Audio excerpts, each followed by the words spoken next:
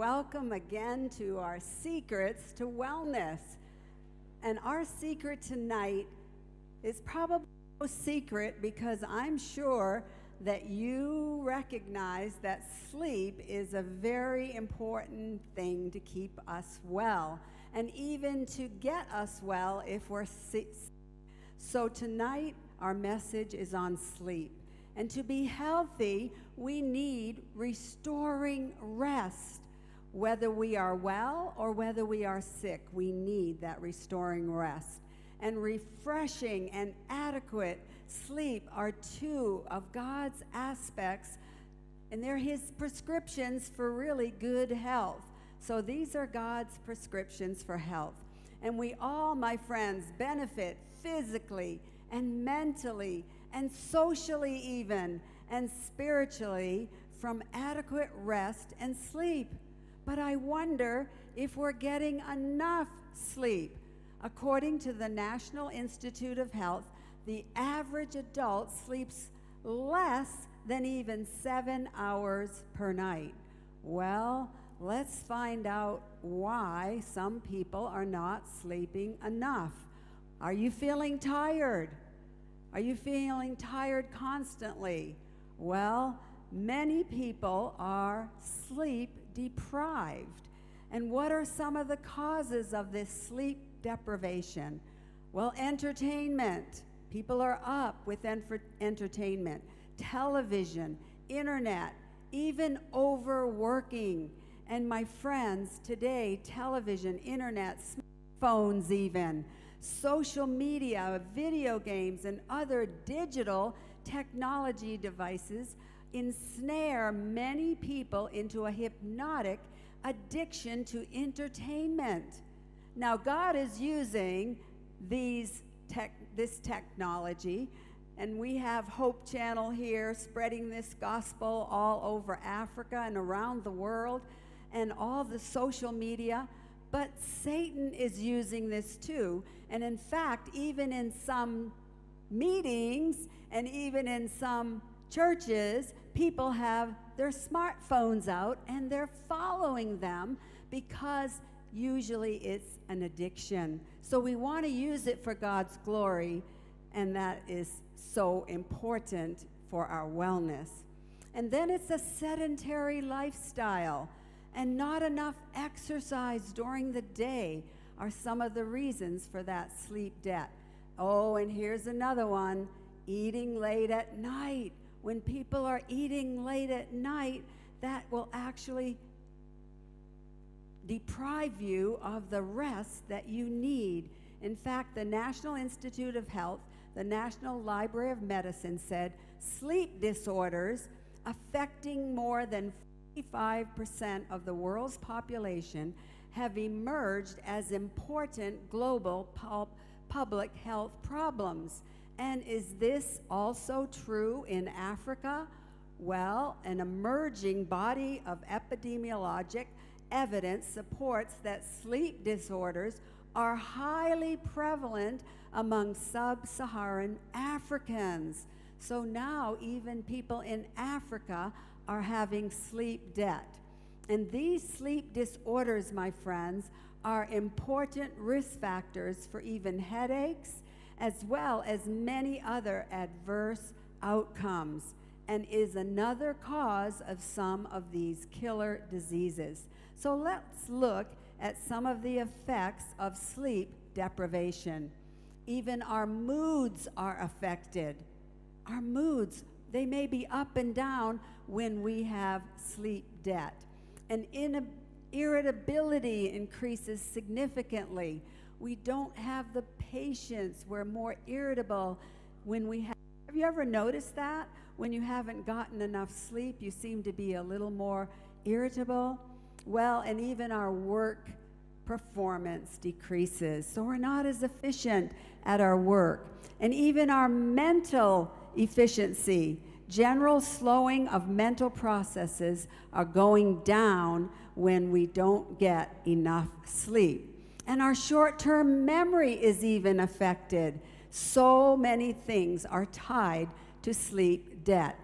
And sleep deprivation actually decreases your endurance. I'm sure that those Kenyans who win the marathons and the races must be getting enough sleep.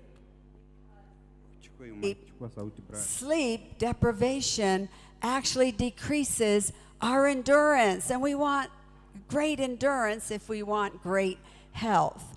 And so everything we do, my friends, is affected by sleep debt. Our learning, even our reasoning. We're not as reasonable when we have sleep debt. Our safety, especially if you're driving in the car and you begin to fall asleep. And our efficiency and our communication skills and our relationships with one another. All of these things are so important, and we should be getting enough sleep. Well, let's talk about sleep and what scientists have divided the different types of sleep into. So there's non-REM sleep. This is a light sleep at first, and then we go into a deep sleep. And then there's what we call REM sleep, or rapid eye movement, which is the dreaming stage of sleep. And when we first fall asleep, we're in that light non-REM sleep. And the body begins to relax, the heart rate and the breathing are slower, but the individual is actually easily awakened. Have you ever wondered why when someone drops a book or they drop something and you jump in that early stage of sleep? It's because you're in that first non-REM sleep.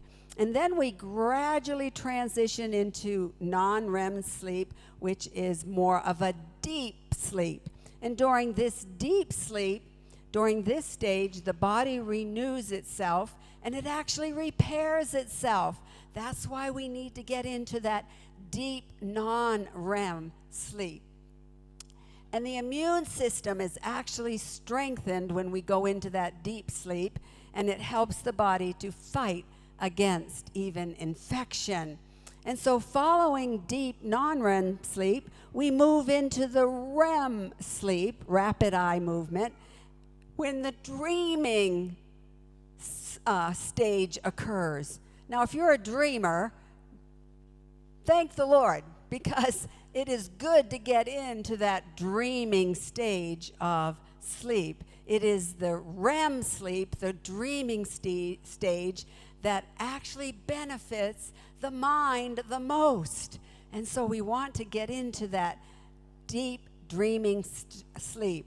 And just as deep sleep restores the body, scientists believe that REM, or dreaming sleep, actually restores the mind. So what we do during our sleep, we actually restore not only the body, but the mind. And it's REM sleep that actually facilitates learning and memory. That's why it's good to read your Bible before you go to bed and memorize. My husband does that all the time, and he is memorizing. You wonder why he knows all these texts? He's memorizing, and you remember them when you do that at night. And when we only sleep a few hours, there's really not enough time, my friends, to enter into that REM sleep, that last stage of sleep. So how can we find out whether we're totally rested? Well, those cycles, sleep cycles, actually last 90 minutes. Did you know that? Each cycle lasts about 90 minutes, and scientists tell us that we need 5 of those 90-minute cycles to be totally rested. So if you multiply 5 times 90, you will get 450, and you divide that by 60 seconds, 60 to be 1 hour, 60 minutes to be 1 hour, then you get 7.5. So most people need 7.5. Now I'm going to share with you, there's a small minority that could get along with a little less, but we need that amount of sleep, because over time continued sleep deprivation raises the risk for a number of those chronic health problems that we've been talking about, including obesity, including diabetes, high blood pressure, and even heart disease. You see how important, my friends, sleep is? Well, why is sleep so important? Because sleep is nature's wonderful restorer of health. It invigorates the tired, weary body, and it prepares for the next day's duties so that you can function properly. And studies have consistently shown that sleep plays a vital role in promoting our physical health and even longevity. We've been talking how we can live longer, healthier, and happier. And we need sleep to do that, and it helps our emotional well-being as well. And so during sleep, both the body functions and the mental functions are restored. But insufficient sleep increases your risk even of developing type 2 diabetes. So why is diabetes on the rise? Because we're not following God's remedies for health. And studies by the journal Lancet, which is in the United Kingdom, revealed a sleep deficit of 3 to 4 hours a night over a course of a week affected the body's ability to process the carbohydrates, leading into a pre-diabetic state. So you see how all these remedies are connected to even the lifestyle diseases? Well, sleep deprivation weakens the whole immune system, contributing to these diseases. And a host of conditions are associated with insomnia, including, what diseases do you think? The chronic diseases we've been talking about, and fibromyalgia, and chronic pain syndrome, and even the autoimmune diseases that Dr. Chitty talked about, and hypertension, even obesity and depression. So sleep is very important because it restores our energy, replenishes our strength, relieves the stress that we have, revitalizes the nerves, and even rebuilds the immune system. We've been talking about all those lifestyle diseases being reversed or cut down on the risk, or even improving our immune system will help us to do that. So rest rejuvenates and rebuilds our entire body. It enables us to function, my friends, at optimum capacity. And sleep, best of all, guess what? It even slows down the aging process. So sleep is actually one of the best anti-aging secrets. So we need that rest. Well, the question is, how much rest do we need? A study was conducted to determine how much sleep is required, and there was a majority needed that 7.5, and maybe even 8 for some, but the majority needed at least that 7.5, and a minority who could get along on 6.5 or 7.5, and another minority actually needed 8.5 to 9. Well, how do you know, my friends, which category you're in? Well, how do you know whether you need the 7.5, the 8, or the 8.5? Well, I'll tell you, it's not a secret anymore. If you're sleeping during the day, you're not getting enough sleep. Okay, if you're sleeping while you're studying and you have to keep putting your books down because you're falling asleep, you're not getting enough sleep. And if you're falling asleep when the professor is teaching in the classroom and you're falling asleep, you're not getting enough sleep. You have sleep debt. And if you're falling asleep during this meeting, you are not getting enough sleep. You're in sleep debt. So we should be fully rested, my friends. You have to be fully rested when you wake up. You should be energetic, and that's how you know whether or not you have gotten enough sleep. So keep track of how many hours you sleep and how you feel the next day, because we should be like little children who play all day, go to school all day, and then they go to bed at night and they rest so peacefully and get up the next day and do it again. And they don't fall asleep in the classroom or these things that many of us as adults do. So you want to be rested. So here's some suggestions for sleeping better. So for the best sleep, we need regular hours. We should be going to bed at the same time every single night. And before 12 is also very important, because scientists tell us that the rest you get before midnight is even better than after, even up to almost double the amount. And so it's very important to go to bed on time, and also to have a regular eating schedule, not one day eating at one time. We've been so blessed here because we eat at a place where we're staying in the morning about 8 o'clock.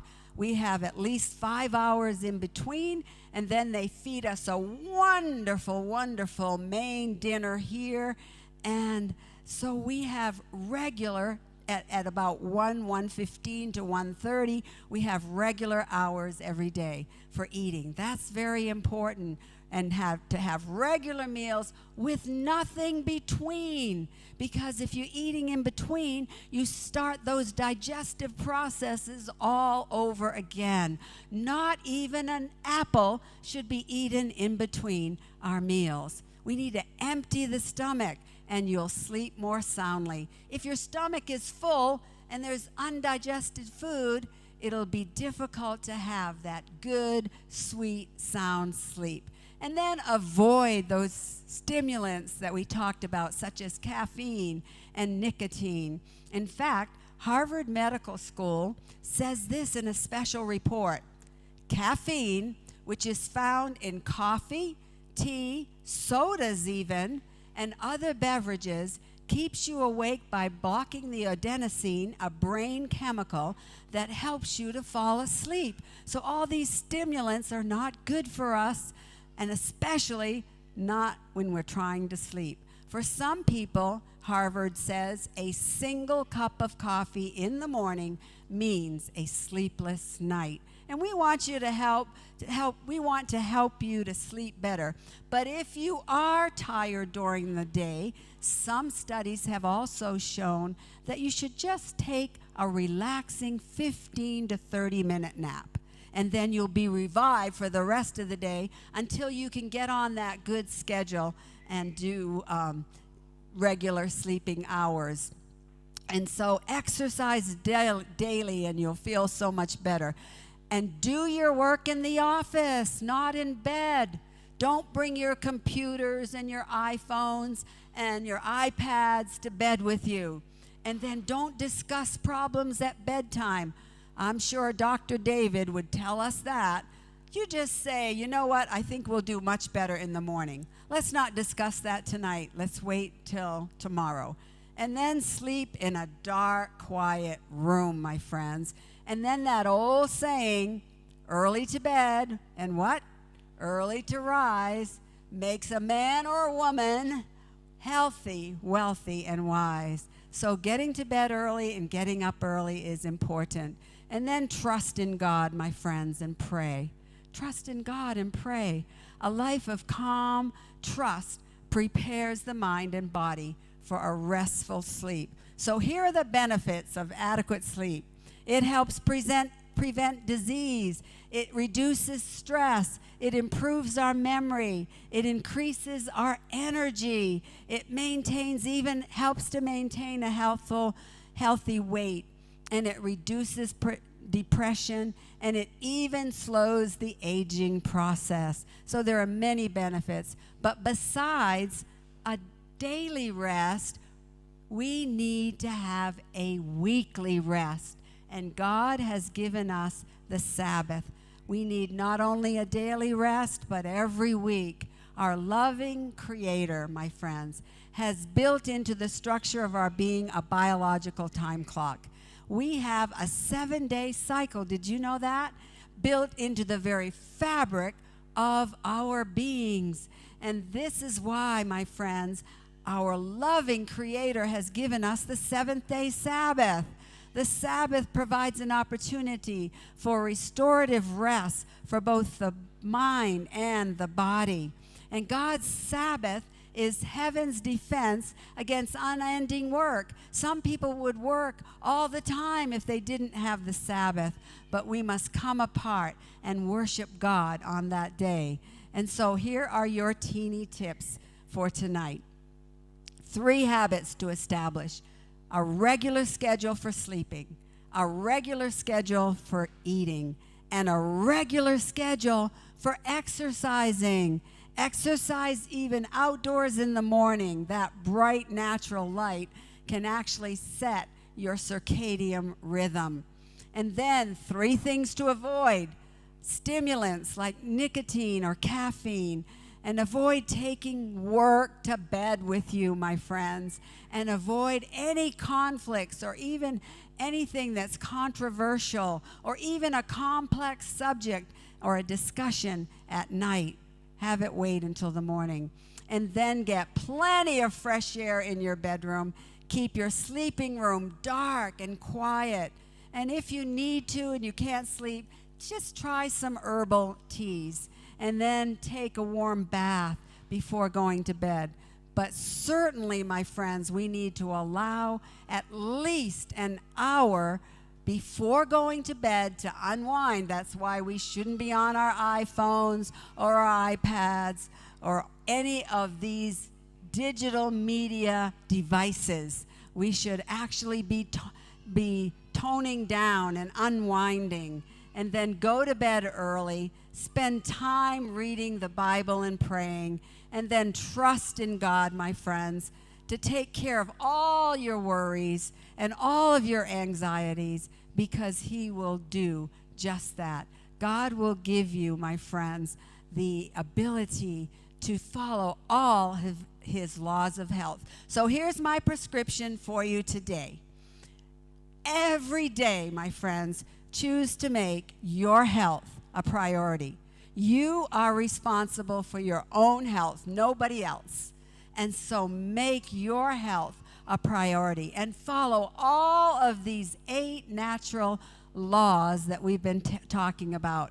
You see, because each one is so important. The water that we drink, 8-ounce glasses or 2 liters every day. Water on the inside, water on the outside. Exercising at least those 30 to even 60 minutes a day. And then love and trust in God.